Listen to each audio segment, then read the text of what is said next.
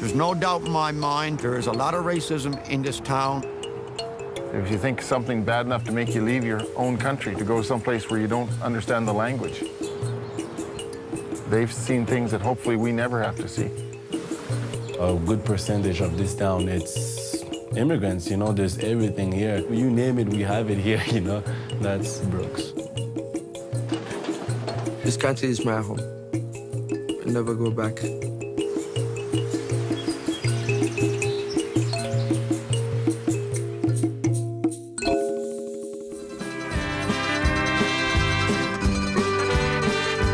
Brooks, Alberta, a welcoming home.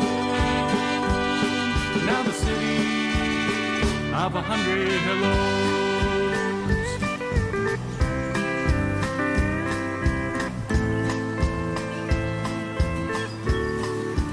Brooks, Alberta in Canada is the home of about 14,000 people, a traditional agricultural city known for its farming, cowboys, and oil patch workers.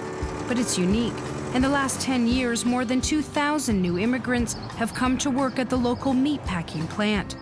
Traditionally a white Anglo-Saxon city, it is now believed that over 100 languages are spoken in Brooks. The change has been dramatic for this cowboy town, and controversial, to say the least. Not everybody is comfortable with having young Black people, young Asian people come and live next door. I think that the fear, not really knowing whether they can be trusted, is always lurking in the back of everyone's minds. Brooks has gained a worldwide reputation. The city's name is spoken in refugee camps in northern Africa as a place where people can go and get work when they come to Canada if they can't speak English. About 10 years ago, the local meatpacking plant, XL Foods Lakeside Packers, couldn't find enough local Canadians to work at the plant, so they started hiring from across the world. Some are temporary foreign workers. Others are new Canadians and refugees who have recently come to Canada from dozens of different countries. Many don't speak English and have come to Brooks to make about $14 an hour, paying for their lives here in the city, but also supporting their families back home. XL Foods Incorporated is the largest Canadian-owned and operated beef processor in Canada. The Brooks beef plant slaughters about 5,000 cattle a day. Jobs are abundant at the plant, but the work isn't easy. It's difficult to work. Yeah, very hard to work in the lakeside. My work is holding a knife, almost 8 hours a day. And it's so hard and very cold inside.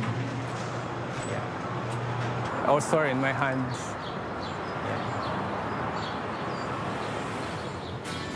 The new immigrants have physically changed this traditional cattle ranching city. Schools teaching English as a second language have been popping up across town. So have different multicultural churches and a mosque, ethnic stores, and a visible foreign presence.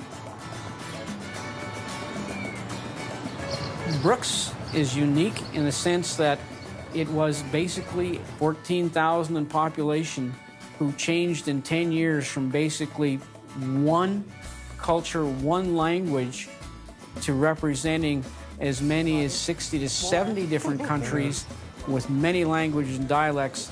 There are not many other communities in Canada that are similar to that. The recent immigration from the meat packing plant has changed the once predominantly white community these ranchers once knew. A lot of people don't like change. People want things to stay the way they always were. All the yearning for the good old days. On one hand, it was almost a reminder that the world was bigger than Brooks. Maybe they didn't want to think about it. There were some that didn't think that these people should be allowed here, but they've been a lot quieter lately. When the change first started, they were more vocal. But as people realized who these people were and got to know them, the attitudes changed a great deal. People are people. It's like saying all cowboys are good ropers. Not all cowboys are racist. There's the good and bad in cowboys, and there's good and bad in all sides.